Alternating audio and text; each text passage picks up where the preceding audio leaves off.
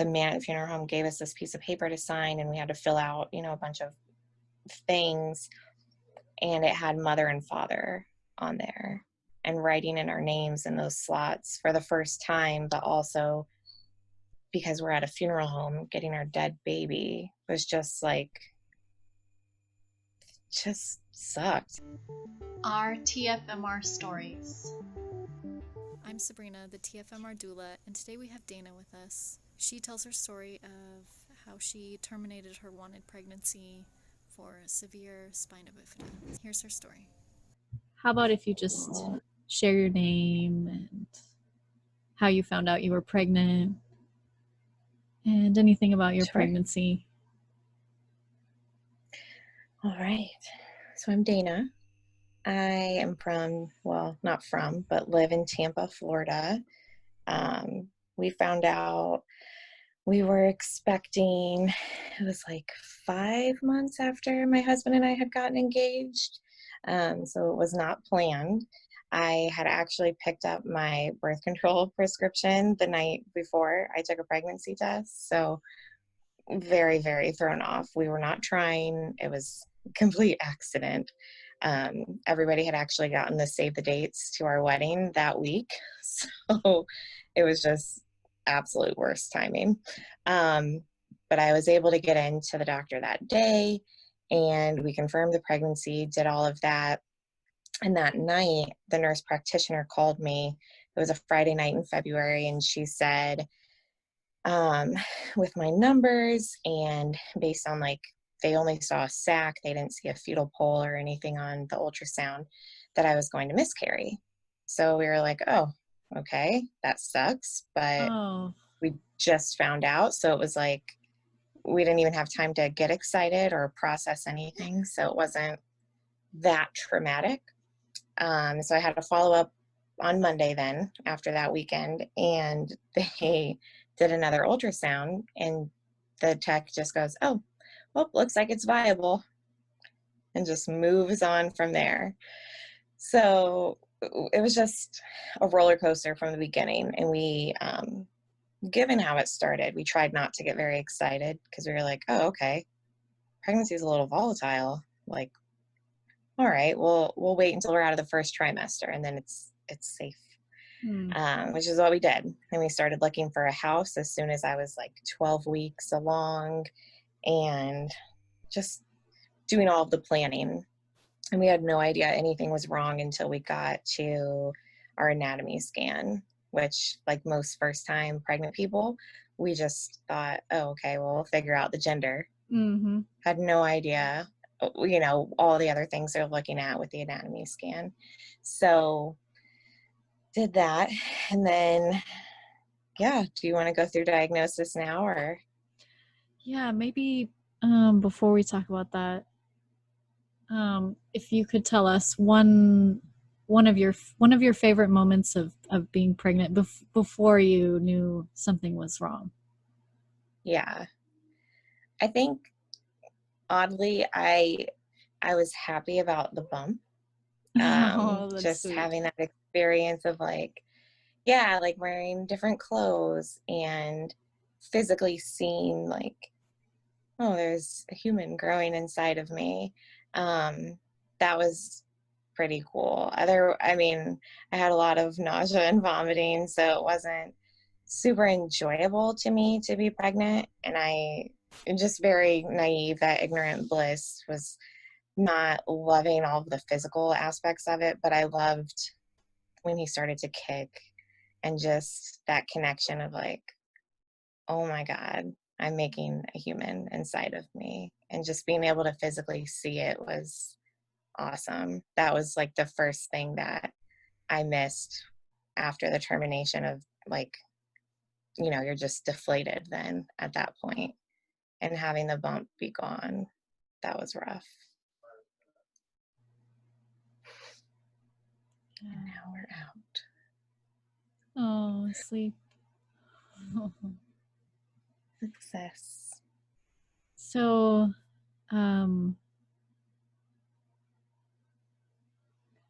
so then back to the anatomy scan. About how many weeks along were you? And go ahead and tell that part of your story. Yeah, so we were 20 weeks in one day for the anatomy scan. It was beginning of June, and we actually had a gender reveal planned for that Saturday, and we told the tech when she started we didn't want to know the gender, to please print it out for us. We were going to give it to a friend, the whole cake thing, all of it. And I don't know how long those scans normally take, so I don't know if it was extra long or whatever. I don't know if the things she was saying were normal or not. One of them being that he was moving too much and she couldn't get a good look at his spine.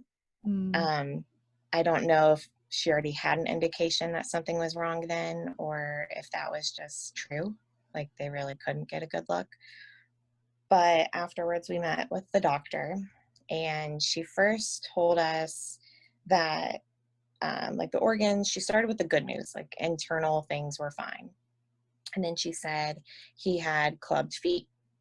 And so we were like, okay, well, what do we do for that, right? Like, just put some braces on him or something after he's born. Like, I don't know, but you fix it. He'll be fine. And she was kind of like wanting to move past that, and basically told us that when there's double clubbed feet, it can be an indicator that there's something bigger, like there's a bigger issue that they need to look at. So same thing, they couldn't get a good look at his spine, but she also said that his posterior fossa, like that back part of your brain that kind of like sticks out a little bit. Okay. She said it was just missing on the baby.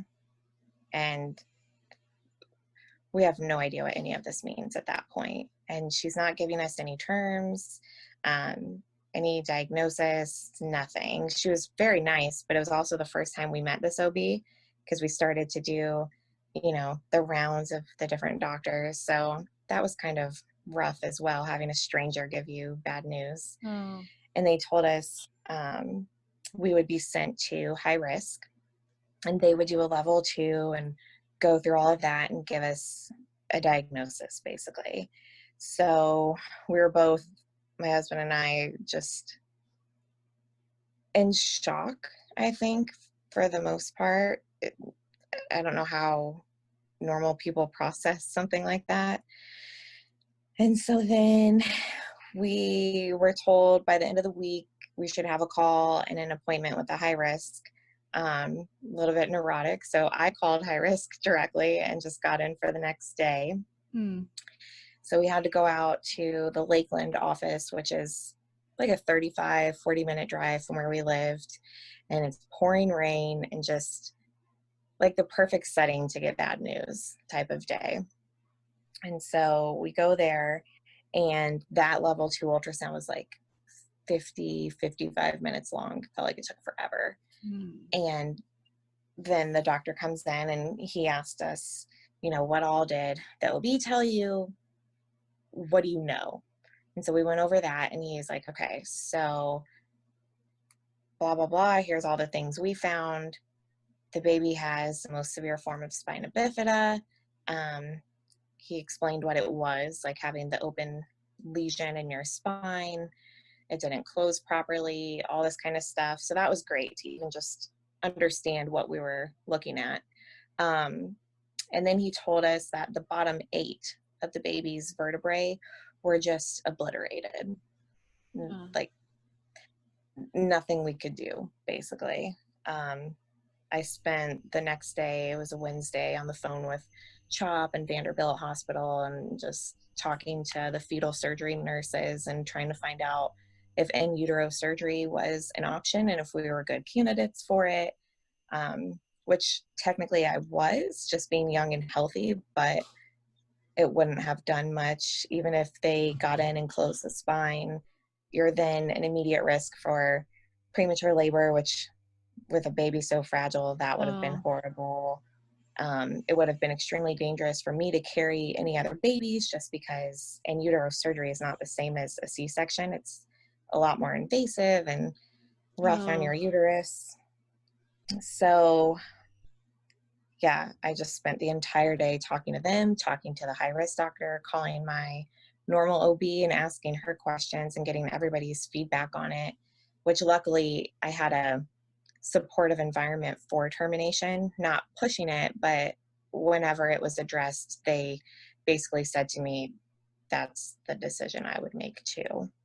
So that was helpful to hear. So yeah, by Thursday night of that week, my husband and I both kind of looked at each other and we knew like that was the only option we had for this baby. There was no way we could bring him into the world. He would have needed brain surgery immediately after birth, even if we did the in utero surgery. I mean, his life expectancy was a few years, and it would have been all surgeries. He would have been a prisoner in his body. He was already dislocated from the hips down. Like his hips were not even in the sockets. Just horrible diagnosis. So yeah, and it just seemed like our only choice. How could you bring a human into the world and know that he's only going to suffer? It was just, I don't know. I think a lot of the diagnosis can be in the gray area, ours included for some people, but for my husband and I, it was just, no, this is what we have to do. We don't have guilt around our decision. We knew it was just the most loving thing we could do for him. Yeah. Now you're saying he and him in this whole process, and you said you were going to do a gender reveal party. Did you find out the sex then through that whole process, or did you find out later? So we waited. It was still written on the card, and there was like a little printout on one of the ultrasound pictures that said it's a boy with the exclamation points and everything. So Friday of that week, we had decided, all right, we need to look. Let's see what the gender is. And we were standing in the kitchen of our townhouse at the time, and my husband opened it, and it's one of those moments that's like burned in your brain forever, and seeing him read. I don't know what it is about guys and like the thought of them having a little boy, but I think it was a little harder for him, a little more heartbreaking to know like it's a boy in there that I'm not going to get to meet now. And he just broke down, and yeah, it was rough. Like the worst way to find out what the gender is, I guess. Knowing you're about to say goodbye to them, and yeah, it sucked. Yeah, especially because you had this whole other reality planned for that moment, and then for telling your loved ones. Right. It's just so awkward even to like call the restaurant and cancel the party, and these things that are so trivial, but when you're in the moment doing them, it was just like heartbreaking. So yeah, it was rough.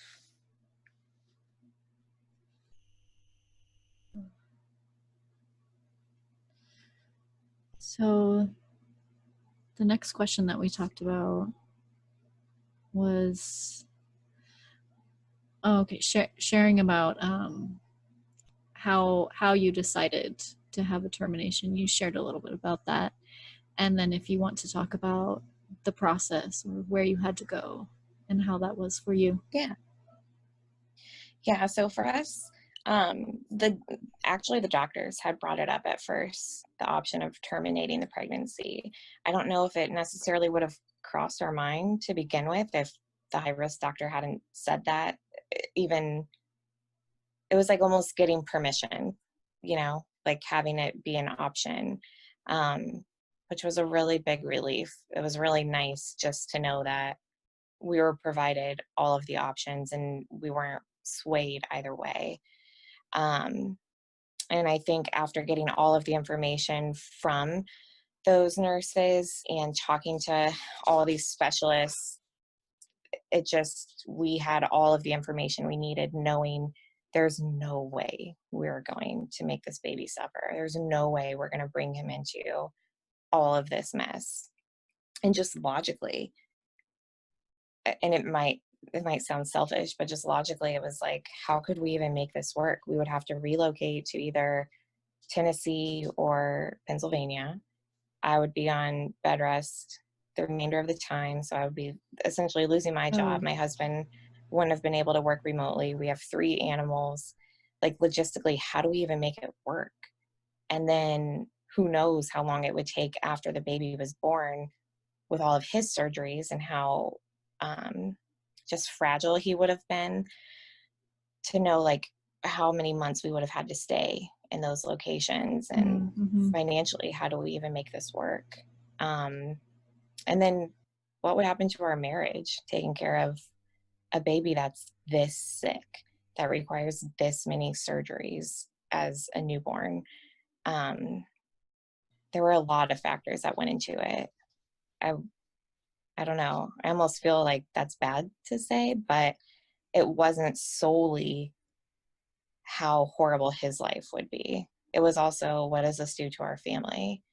And my husband was the one to bring it up first.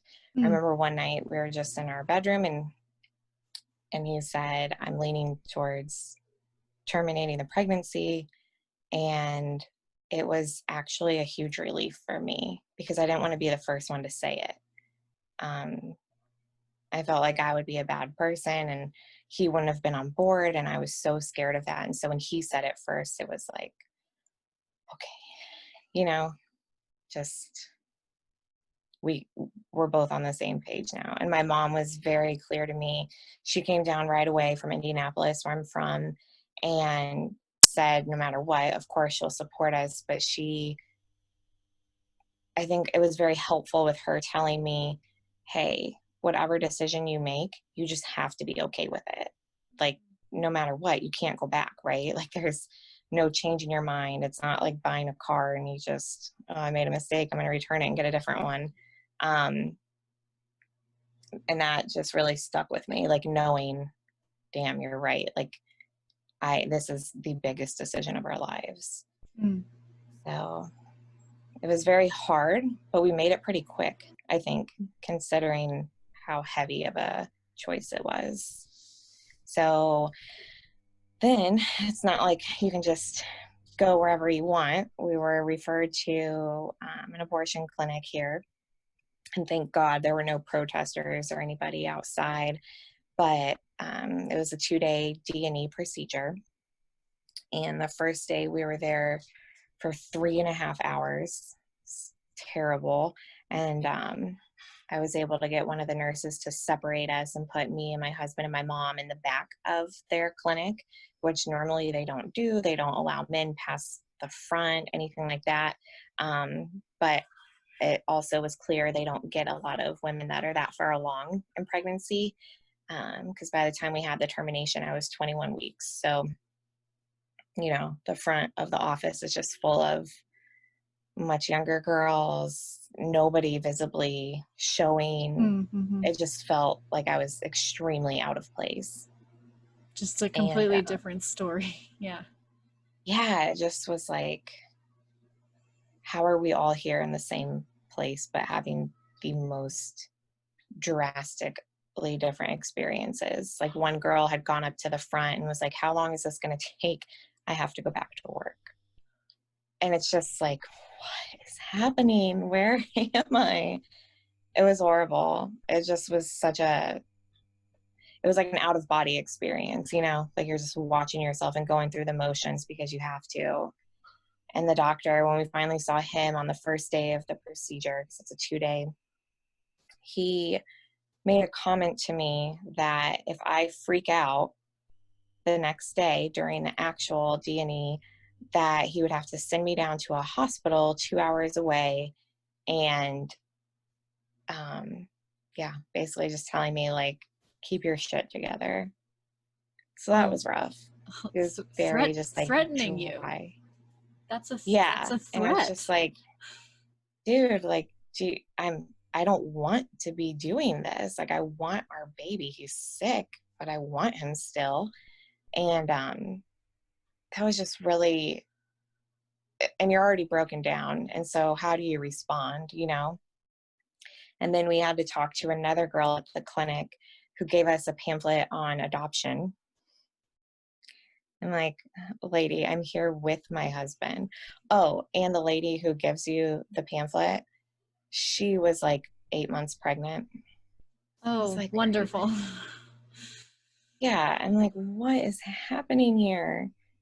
It was just rough. And then they had to do one more ultrasound and to date the pregnancy, basically, because of laws and making sure I was still only at 21 weeks in a couple days. And to go back for that, I had asked if my husband could go with me. I was like, well, this is the last time we'll see him. Can he come with us? And they were really adamant that he couldn't come back. And I just started crying. And it was so just such a horrible experience. And I know that a lot of women have had even worse environments to be in. And so knowing that mine was still like mid-range is just like, this sucks. Where is the better care for people in our position? Where's the compassion?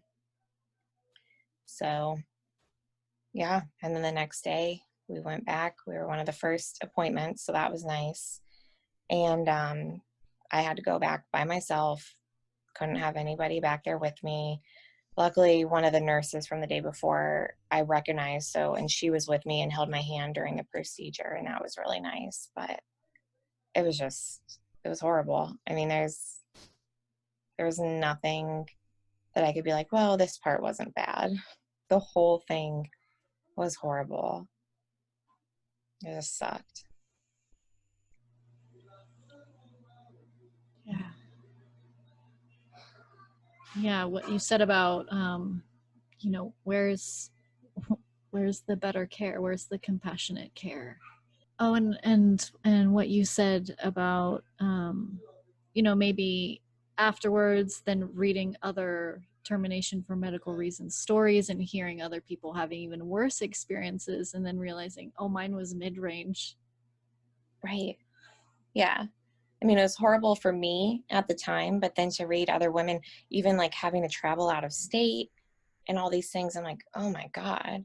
So mine wasn't even that bad in comparison, and it still sucked, Still bad. And I remember a few days before the actual D&E procedure, I wanted something tangible from this. And so my husband was calling around, and we were trying to see if we could get like a footprint or both of his foot, like just something tangible to have, and then his ashes. And so I called the clinic and let them know, hey, is this something that you guys do? Do I call a funeral? Like, what do I do, basically? And they said that I was the first person that they knew of to request these things, which was so heartbreaking. But also, I'm surely not the first person to come through with a second trimester termination. So why aren't you giving information to other women about this stuff? Like, why haven't they partnered with a funeral home who will do it for, a cheap price? And that just blew my mind. I think my husband called like 14 different funeral homes here in Tampa. Wow. To find somebody who would do, because they were all either they didn't do it or they charged like crazy prices. And we actually found one place who was like, we'll do it for free. We'll take care of it, whatever. So that was amazing. And they went and they picked up the baby from the actual clinic. They got his footprint for us.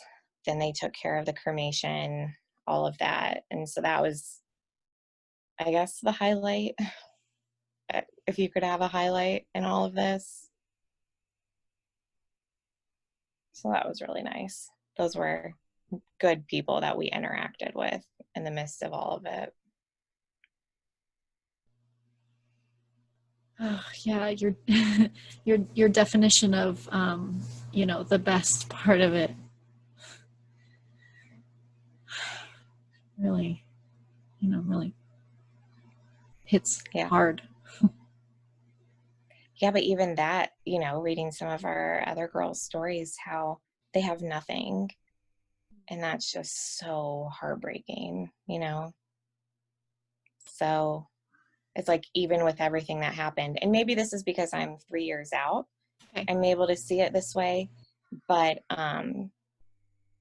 that feels like a big win to me. Like, we have his footprint on our mantle, and it's the best thing ever. And it's funny now too, having Lincoln, because like our termination baby James, his foot is an exact replica of mine. Like, it's Oh. just the tiniest little version of my foot, Oh my exactly. gosh. And then Lincoln now has my husband's feet. And so Oh, it's that's so just, sweet. yeah. I mean, it's not much, but it's something that we have that's really, it's just invaluable to us, you know? So, given everything, that was a really big win to be able to have that and to have his ashes. Yeah. Oh, it cut out for a second. Oh wait, there, now you're back. Yeah, how was that process for you, picking up the ashes? And So traumatic. It was horrible. So we went to the funeral home, and my mom was still in town, and that was the first time. So the man at the funeral home gave us this piece of paper to sign, and we had to fill out, a bunch of things, and it had mother and father on there, and writing in our names in those slots for the first time. But also, because we're at a funeral home, getting our dead baby was just sucked. I mean, I was just bawling through the whole thing.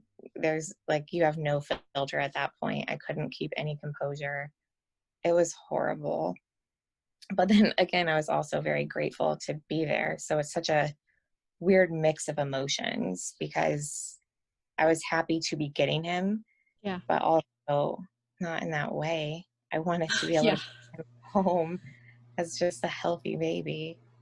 So it was rough, but I'm glad we advocated for ourselves to do that. And we thought enough through, even in the crisis of everything, to at least call these funeral homes and know that it was an option. So that I'm happy about.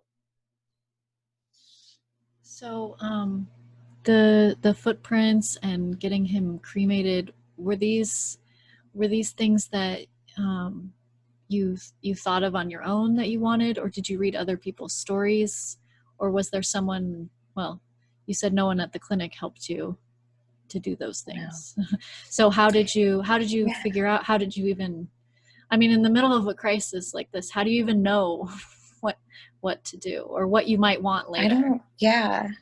I'm not sure. I know at one point my husband had found a website for these people that will send you a gown and send you certain things, but we didn't have that kind of time. I don't know. I think maybe I just thought of, when a normal baby is born and you get your footprint at the hospital, when everything is, fine and healthy. And so I thought it would just be, I didn't understand necessarily with the procedure how he would come out, because I even asked them, I was like, well, can I see him when you're done? And was told, no, you're not going to want to see him. And so that was very triggering. Like, why wouldn't I want to see him? What do you mean? What will he be like? So that was super upsetting, and knowing and just asking for the footprint, and then getting the backlash of well, we don't do that from the clinic, was like, what? So when we found the funeral home who said they would pick up the baby to do cremations, and we just begged them, if there's any way you can get his footprint for us, that would be awesome. And they did it. I have no idea how we were able to compose ourselves enough to make that happen, but luckily it did. Hey. So yeah. Yeah, well, thank you so much for sharing that part of your story. It's very intimate. So thank you. Yeah. I think a lot of people don't realize too how traumatic all of it is. They just think, oh, you made that choice. And all they see is the choice. They don't understand what all goes into it. Like, this isn't something to be taken lightly if you are making that choice. It's really hard and heavy, and just even the physical things you go through are horrible. Like, having a laminaria sticks inserted is just excruciating. Having these shots in your cervix, like, nobody wants this. It's not enjoyable. Nobody would choose this. Mm-hmm. They didn't have to. So, yeah. Yeah. So that part of the process, that was before the D&E. Yeah, finding the funeral home. Yeah. And the laminaria sticks. Yeah, that was day 1.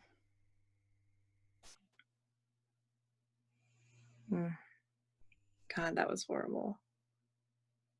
I think that was even worse than contractions with Lincoln. Hated it.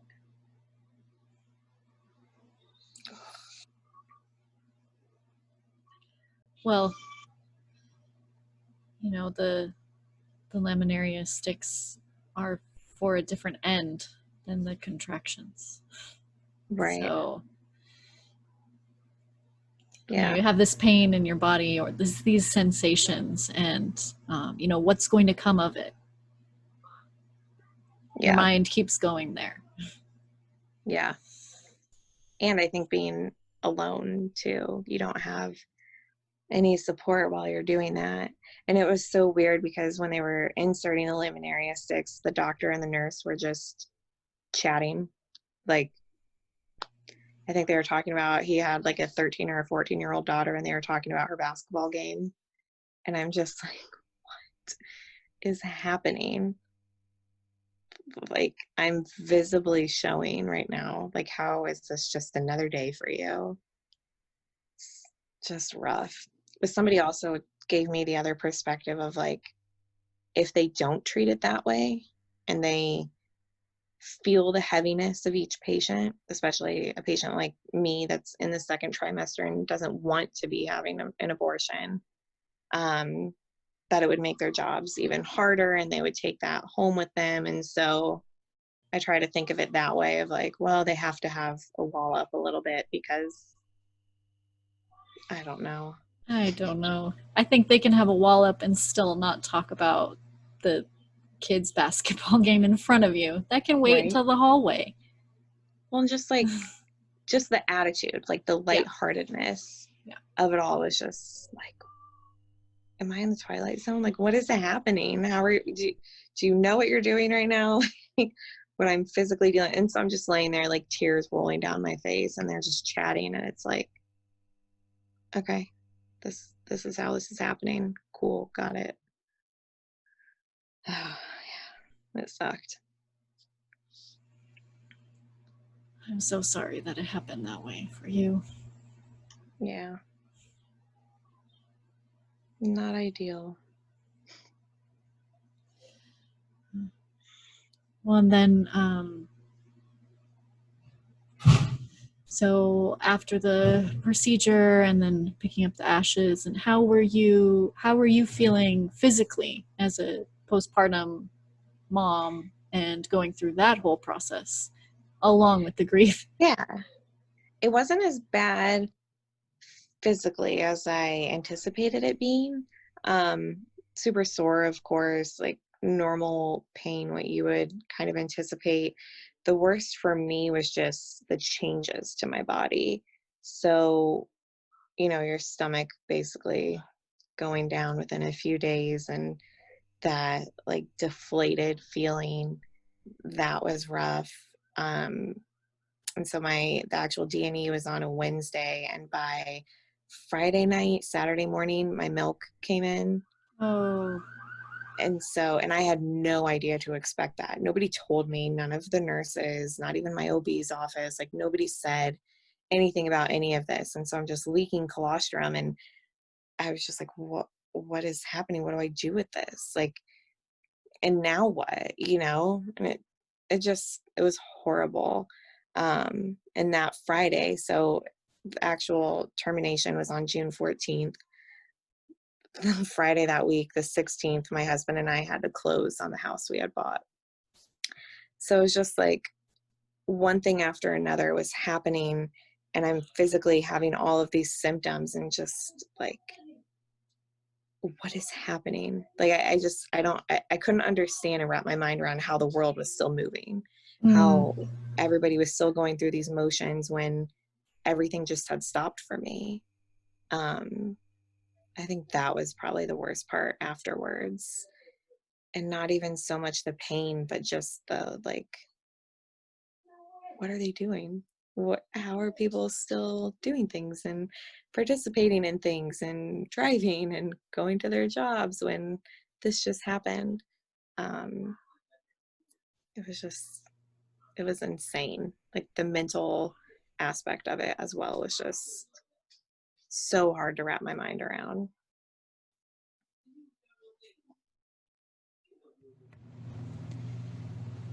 Yeah.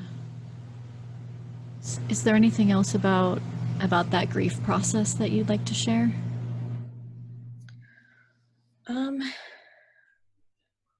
For me, it was just, I had to make room for all the feelings. I was a nanny at the time. Oh, so around kids.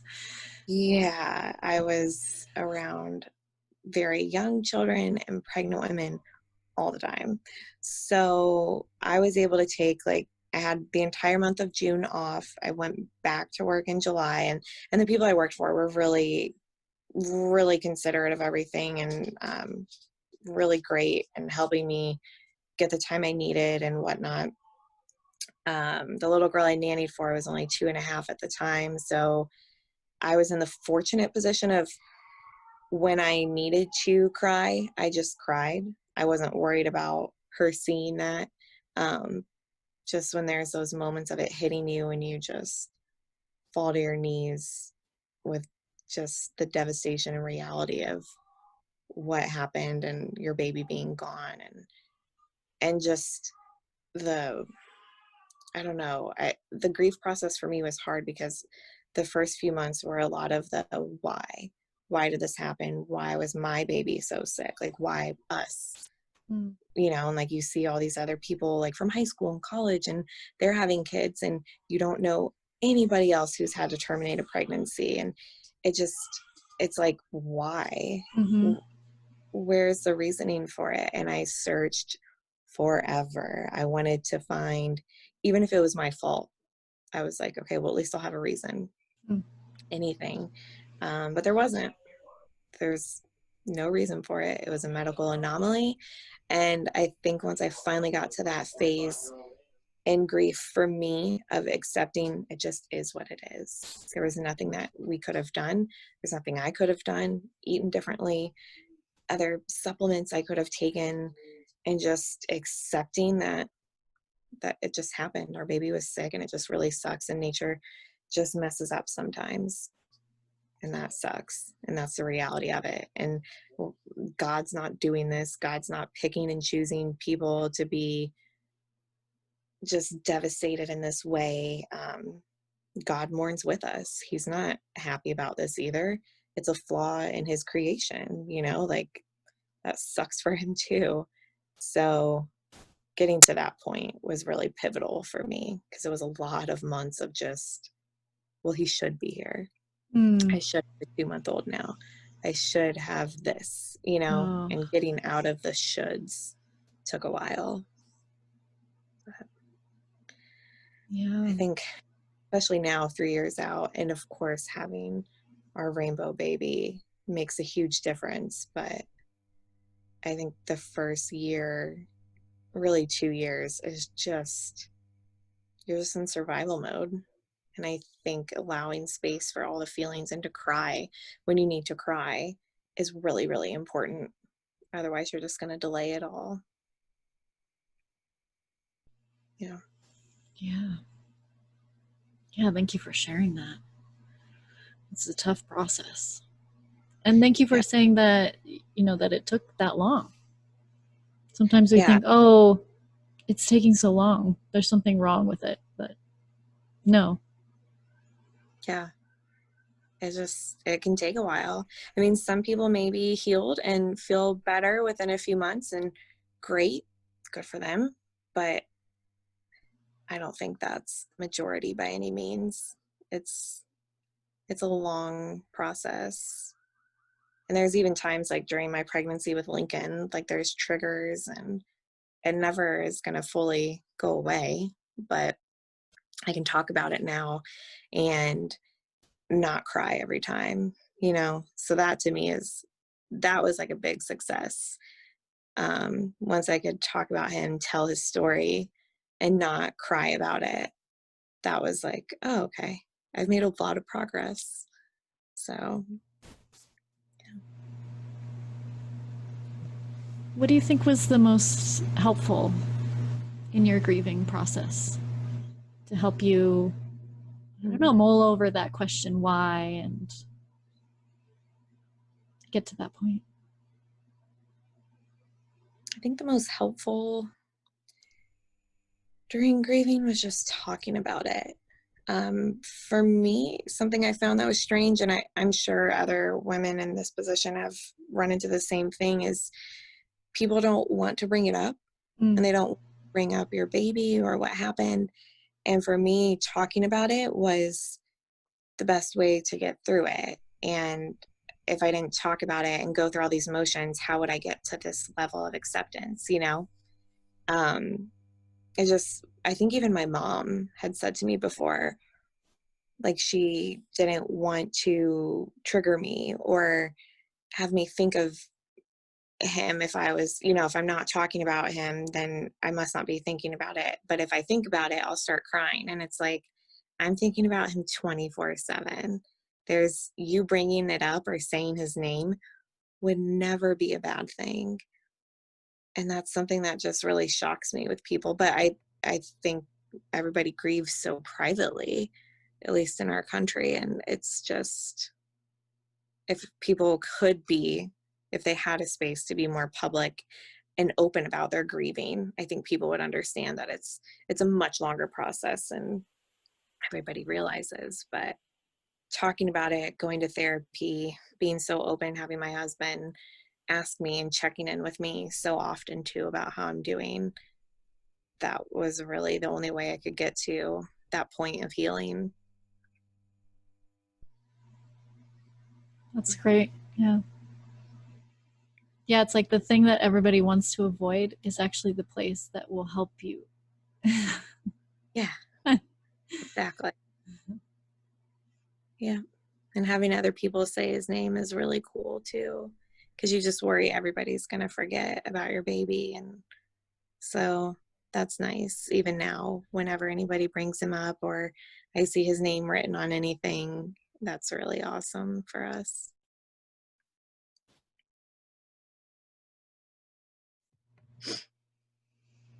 Yeah.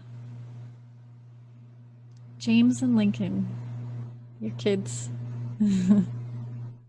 It's so weird. It's still so weird that we have one home.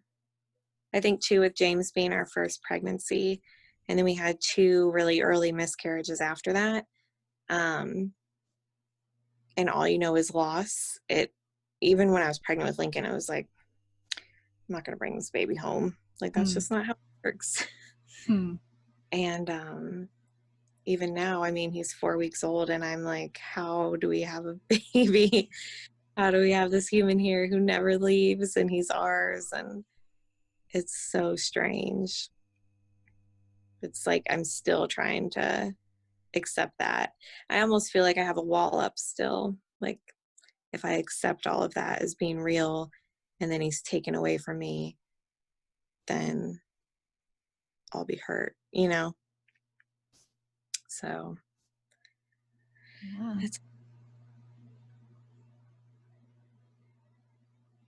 Do you want to tell us any more about your trying to conceive after the loss and your subsequent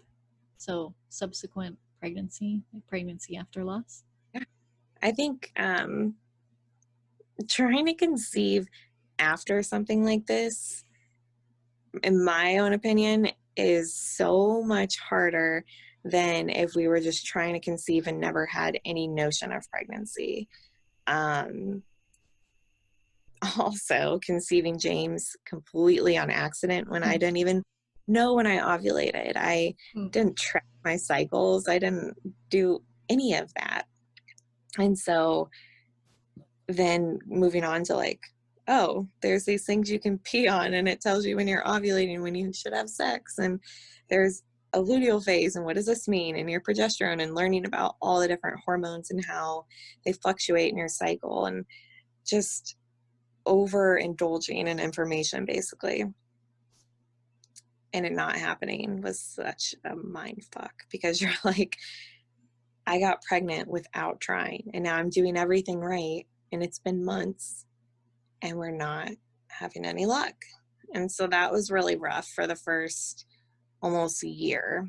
And then we did Whole30, and we're like, cool, I'm gonna lose this baby weight, everything will be fine, we'll conceive, I'll be eating better, that'll be the last step, right? Like, that's the missing component.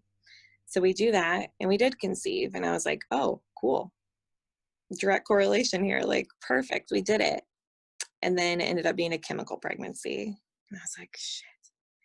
So I was like, okay, it's fine. That had gotten my spirits up. I felt better about everything. And even though it was such an early loss, and I cried for, like once we found out, but it was nothing like the termination loss. And I was like, okay, it's fine. It's fine.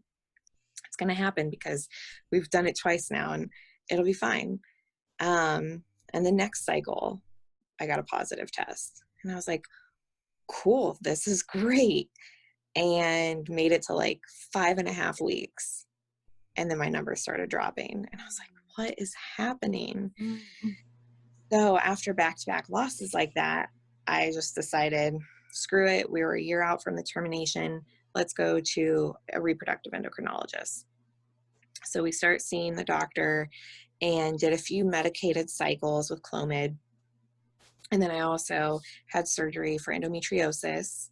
So we were like, okay, well, we'll get that out, because that can't help me. Oh, yeah, I remember. Yeah, I remember when you did that. Yeah. And it's just like, that should do the trick then, right? We're doing medicated cycles.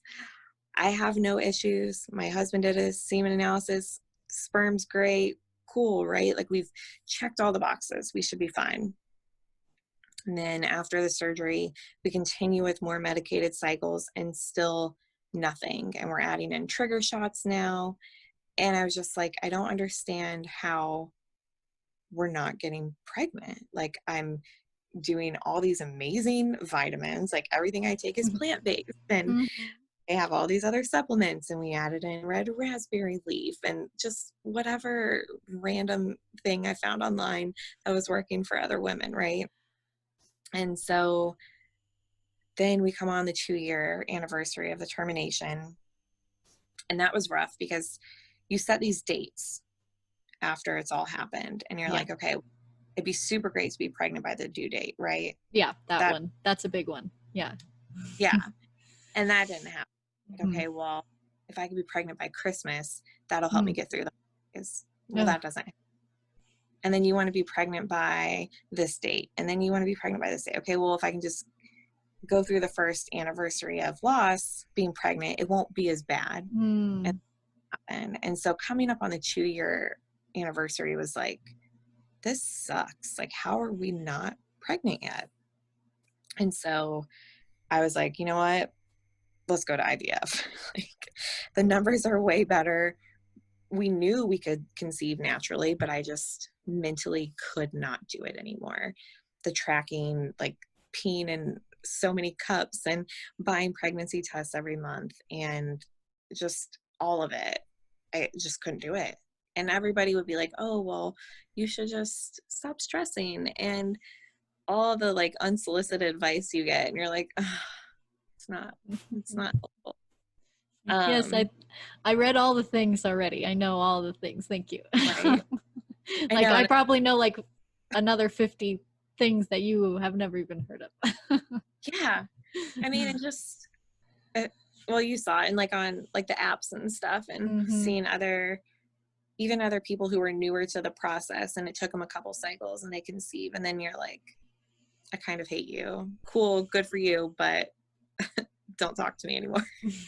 It just is like, it's almost a competition in a sense, and it sucks to view it that way, but it's like, this is the one thing female bodies were designed to do. And when you know you have no physical reason that it shouldn't be happening and it's not happening, it doesn't make sense. And it's so hard to live with that when all you want is to bring a baby home. So yeah, I was terrified, but I was like, let's do IVF. The pregnancy rate is like a minimum 60%. That's higher than us trying naturally, which is 20 to 25%. Like, I knew all the science behind everything, and I was just like, let's do it.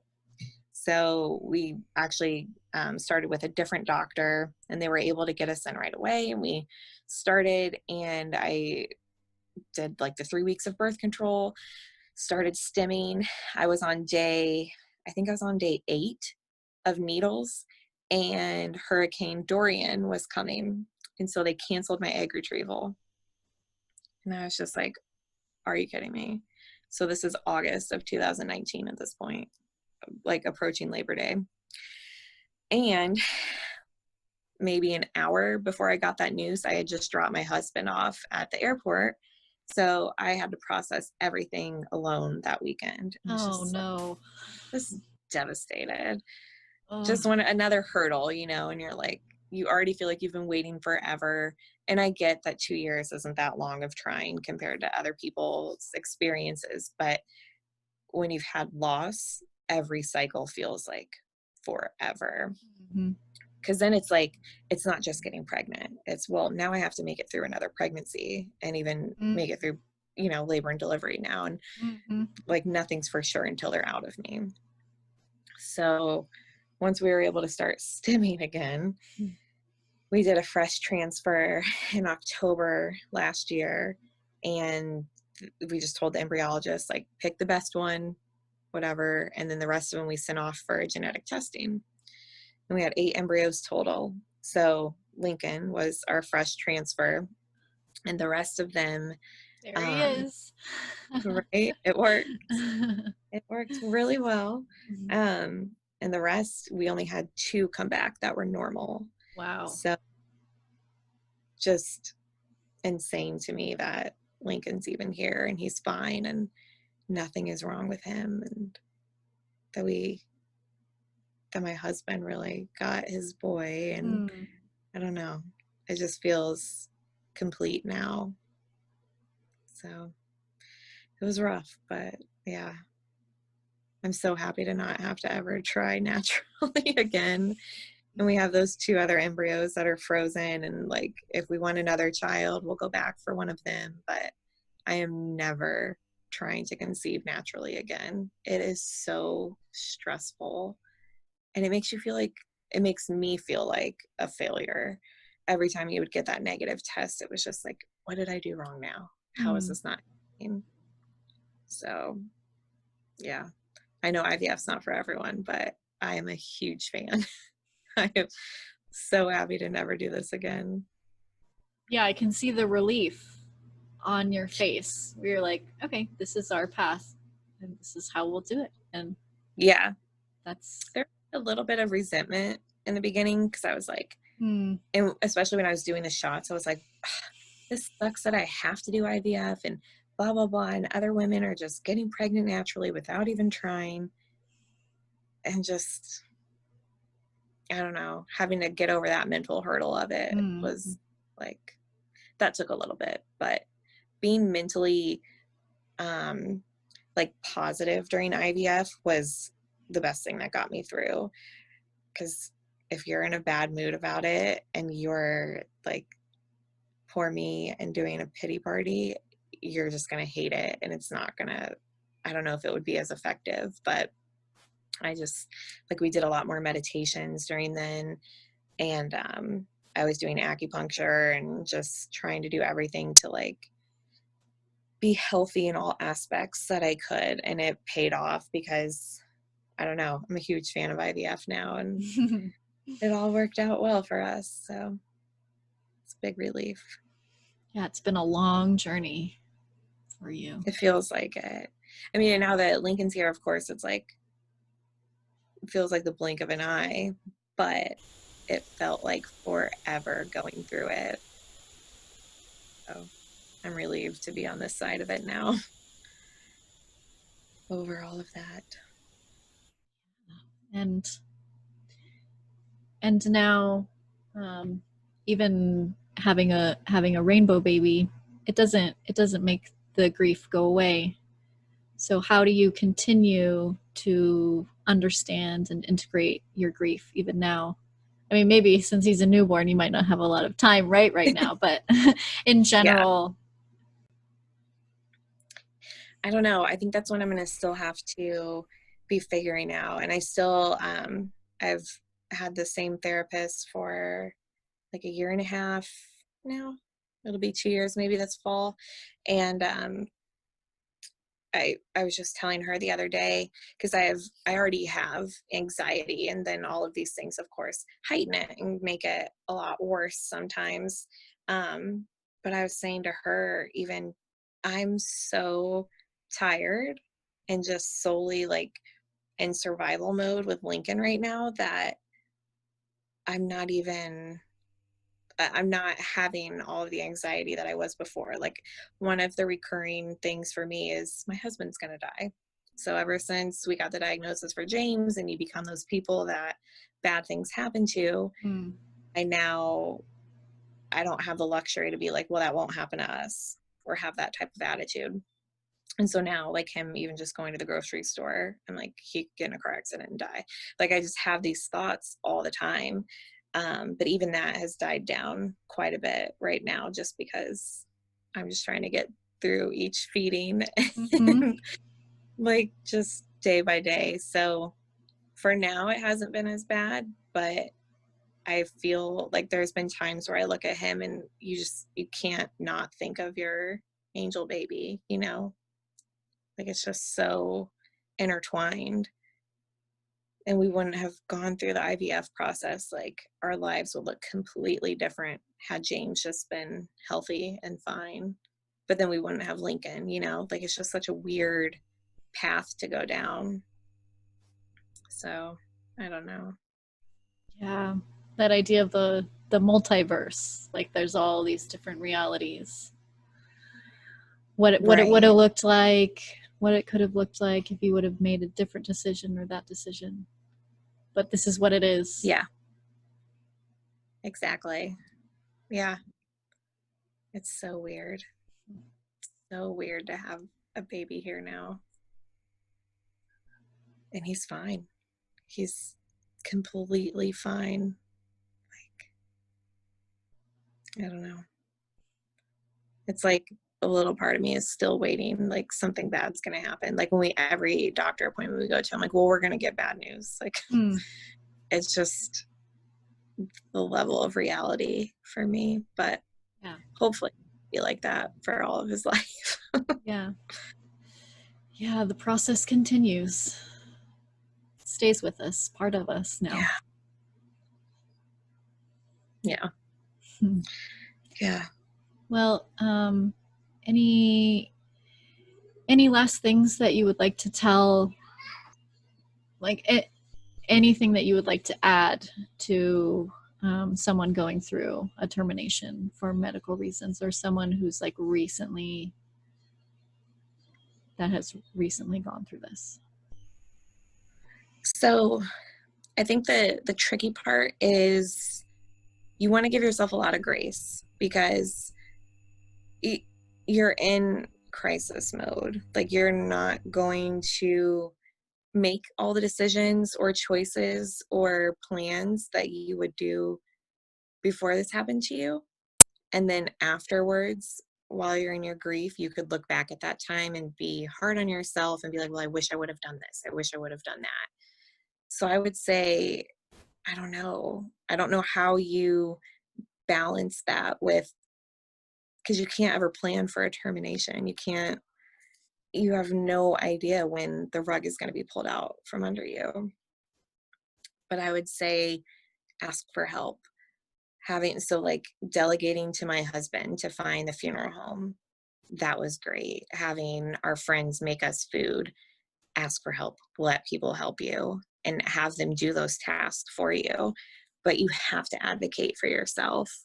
And that's the hard part, is the medical community isn't, unfortunately, going to rally around and help you. You have to try to kind of come out of the fog and ask for the things that you want. Otherwise, I mean, it's just done. There's nothing that can be done after the fact. Once the baby's taken and sent to pathology or wherever it's going to go, that's it. So if there's any way the couple is able to come out of the fog a little bit and just write down everything they need and delegate it to people, that would be the best thing for them, I think, because then you're not looking back and mad at yourself of like, oh, I should have done this. I should have asked for this.